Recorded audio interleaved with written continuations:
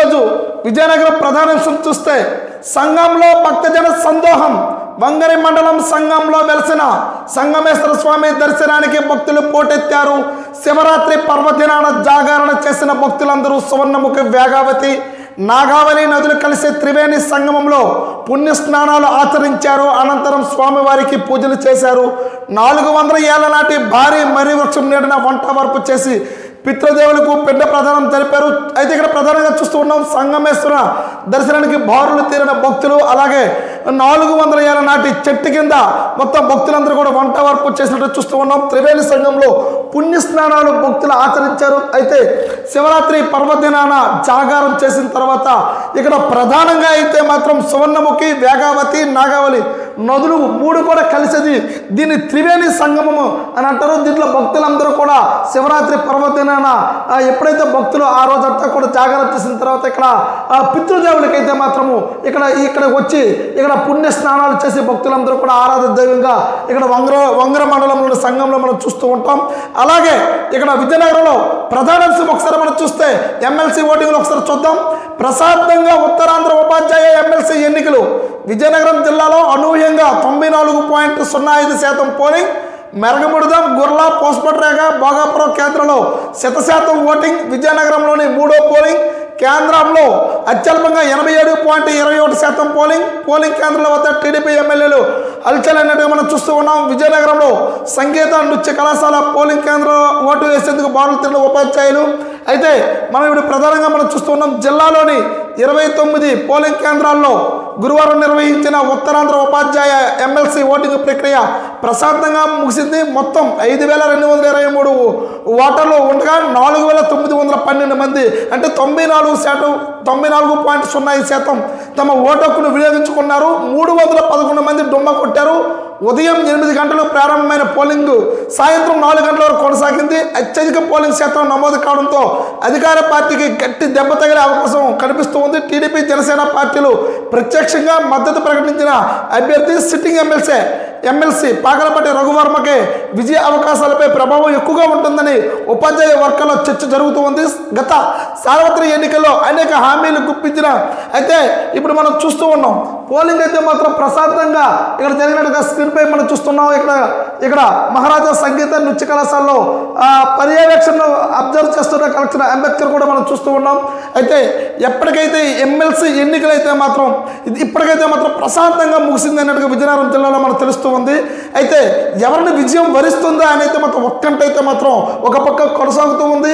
ఎందుకంటే ఇది ఉపాధ్యాయ ఎన్నికల శాసన మండలిలోని జరగవలసింది. ఇది రాజకీయం ఒక్కసారి పులుముకునేసరికి ఇక్కడ కూటమి ప్రభుత్వం ఇక్కడ ఎమ్మెల్సీ ఒక అభ్యర్థిగా నిలబెట్టడం, తర్వాత ఇండిపెండెంట్ అభ్యర్థులుగా కూడా కొంతమంది నిలబడడం, కొంతమంది యూటీఎఫ్ ఇలాగా మొత్తం అభ్యర్థులు అయితే మాత్రము ఇది రాజకీయంగా పులుముకునేసరికి ఎవరికైతే విజయం వరిస్తుందని అనేది అయితే మాత్రం వేచి చూడాల్సిందే. అయితే పోలింగ్ ప్రక్రియ పరిశీలన కూడా ప్రశాంతంగా జరిగినట్టుగా మనం చూస్తూ ఉన్నాం. అలాగే ఇక్కడ పోలింగ్ అనంతరం బ్యాలెట్ బాక్సులు తరలిస్తున్న ఎన్నికల సిబ్బంది నెమ్మదిగా మొదలైంది. జిల్లాలో 29 పోలింగ్ కేంద్రాల్లో ఉదయం 10 గంటలకు 19.34% పోలింగ్ నమోదైంది. మధ్యాహ్నం 12 గంటలకు 56.29% చేరింది. మధ్యాహ్నం 2 గంటలకి 78.42%, సాయంత్రం 4 గంటలకి 94.05% పోలింగ్ నమోదైంది.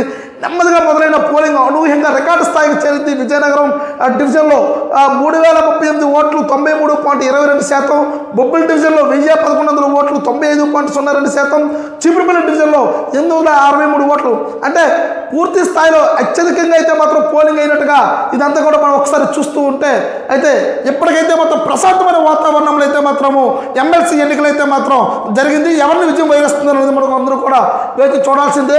అలాగే మరొక అంశం మనం చూస్తే విజయనగరంలో వచ్చే నెల 6న ఆశా వర్కులు చలో విజయవాడ తమ సమస్యల పరిష్కారం కోరుతూ వచ్చే నెల 6వ తేదీన చలో విజయవాడ కార్యక్రమం తలపెట్టామని ఏపీ ఆశా వర్కర్ యూనియన్ చెప్తూ ఉన్నారు. ఆశా వర్కర్లకు కనీస వేతనం, సెలవులు, వేతనంతో కూడిన వెటర్నరీ లీవులు, రిటైర్మెంట్ బెనిఫిట్లు ఏవి కూడా ఇక్కడ తగ్గించాలని తదితర డిమాండ్ల పరిష్కారంకి ఆందోళన తలపెడతామని అన్నట్టుగా మనం చూస్తూ ఉన్నాం. అలాగే మరొక ప్రధానమైన చూస్తే కొత్త ఆవిష్కరణలపై భవిత అన్నట్టు ప్రస్తుత కాలంలో టెక్నాలజీ వేగవంతంగా అభివృద్ధి చెందుతుందని, కొత్త ఆవిష్కరణలపైనే యువత భవిత ఆధారపడి ఉంటుందని ఐటీ సలహాదారు చెప్తూ ఉన్నారు. ఇండియన్ బ్లాక్ చైన్ ఇక్కడ సదస్సును ప్రారంభిస్తున్న ఏపీ మాజీ ఐటీ సలహాదారు అయితే మనం చూస్తూ ఉన్నాం. సరికొత్త సాంకేతిక యుగానికి యువత నాంది పలకాలని జిఎంఆర్ ఐటీలో స్టెప్కాన్ సదస్సు అయితే ప్రారంభించినట్టుగా మన దృశ్యాలు ఒకసారి మనం చూస్తూ ఉన్నాం. అలాగే మరొక ప్రధానమైన విషయం మనం చూద్దాం. పొలాల్లోనే ధాన్యం వరి పండించే రైతుల పరిస్థితి దయనీయంగా మారింది. చేతికొచ్చిన పంటను కొనుగోలు చేసేవారే కరువయ్యారు. రైతుల వద్ద ధాన్యం కొనుగోలు అనుమతులు మంజూరు చేయాలని వ్యవసాయ శాఖ అధికారులకు ప్రభుత్వానికి నివేదించిన స్పందన లేదు. నూర్పుడు చేసిన ధాన్యం పొలాల్లోనే ఉండిపోయి గతంలో ఎన్నడూ ఇలాంటి పరిస్థితిని ఎదుర్కోలేదు. రైతులు వాపోతూ ఉన్నారు. కూటమి ప్రభుత్వం వచ్చాక రైతులను నిలువున ముంచేసిందంటూ ఆవేదన వ్యక్తం చేస్తూ ఉన్నారు. మనం చూస్తూనే ఉన్నాం. రైతుకైతే మాత్రం తీవ్ర నష్టమైతే వాటిల్లుతుందని ఇక్కడ లబోదిబమంటున్నారు. ఇప్పటికే 6 కాలంలో పండించిన పంట మొత్తం కూడాను సకాలంలో కొంతమంది రైతులైతే మాత్రము రైతులు ప్రభుత్వానికి ధాన్యం ఇచ్చేయడం జరిగింది. కానీ ఇప్పుడు ప్రస్తుతం కొంతమంది అయితే మాత్రము కొన్ని పొలాల్లోనే విత్తనాలు వేయడం వల్ల తేలేకపోయారు. కొంతమంది అకాల వర్షాల వల్ల కొంతమంది తేలేకపోయారు. ఏది ఏమైనప్పుడు నువ్వు చివరి ధాన్యం కింద వరకు కూడా మేము ప్రభుత్వం కొంటామని హామీ ఇచ్చింది. కానీ ఇక్కడికైతే మాత్రం పూర్తిగా నిర్వీర్యంగా ఇక్కడ కళ్ళల్లో మనం చూస్తూ ఉన్నాం. ఇప్పుడు మమ్మల్ని కొనేవారే లేరు. ఇప్పుడు మేము ఒక మద్దతు ధర కూడా మేము ఇచ్చే పరిస్థితి లేదునని ఇక్కడ రైతు ఆందోళన చెందుతూ ఉన్నారు.